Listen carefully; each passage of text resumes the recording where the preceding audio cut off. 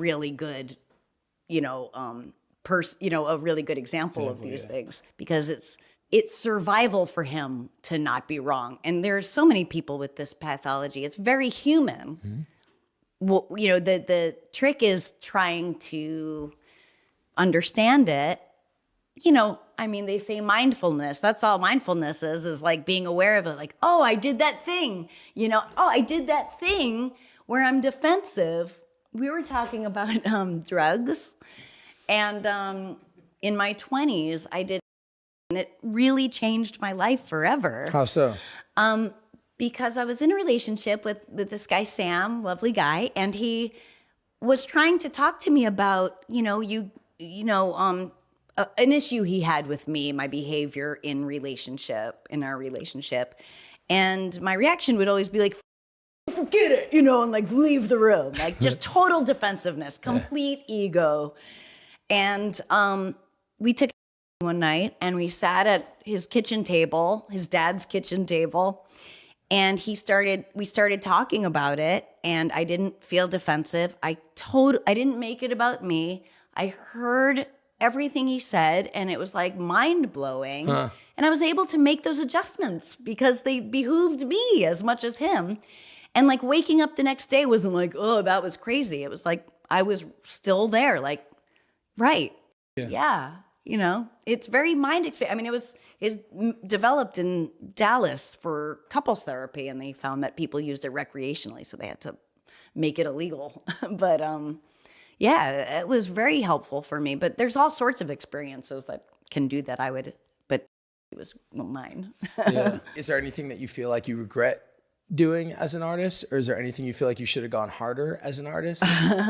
I mean, my knee-jerk reaction is like, I wish there wasn't the most racist version of Blackface of me out there. I mean, that would be awesome. But I can't erase it. The frustrating thing is the episode of television it comes from doesn't exist because the powers that be were like, There's a thing of you. Okay, I didn't know that. I had a show called the Sarah Silverman Program, and in it, just like my first special, Jesus is Magic, it's a lot about race, and it's in character. My character's name, unfortunately, is Sarah Silverman, but it's a character of like an ignorant, arrogant, an ignorant person who's incredibly arrogant. And I love those things together. And to me, it was like I could explore so many things and be the one who's the idiot, the in it. And it really, I really enjoyed it. Of course, there's going to be you can't control how people infer the stuff you put out, right? Sure. So, of course, there's going to be some what an old boyfriend used to call mouthful of blood laughs, where they're like laughing at the wrong thing in the wrong way. Which is, I think, a big part of Chappelle leaving his show, but which was so brilliant. But, it was, the episode was about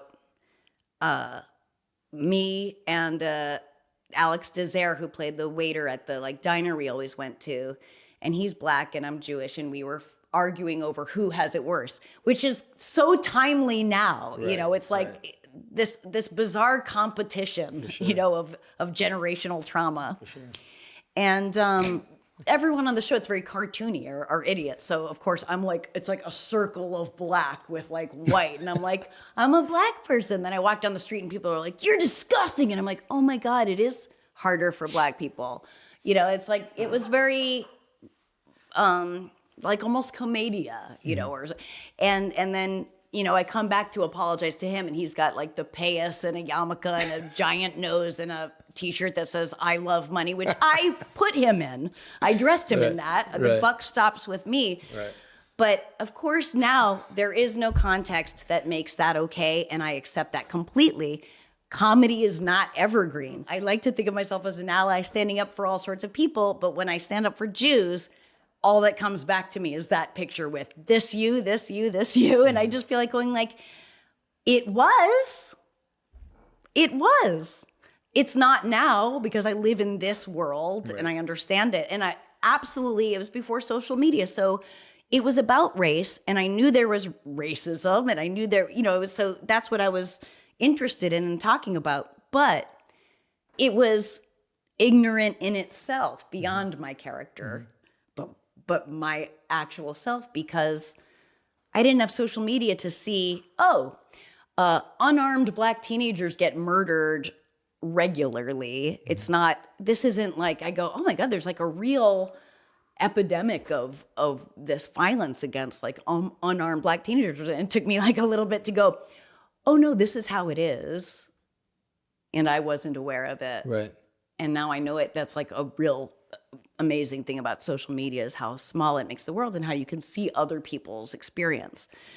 So not being able to unring that bell, and of course you wouldn't want to, of course I look back on it and cringe, but with so many people, I just think if there's no path to redemption, if it's just canceled, what are we doing? then they're going to go to the dark side where the love is. That's right. You know, if just to be very, black and white. But, Neil Brennan, I've quoted it before, has such a brilliant joke about this.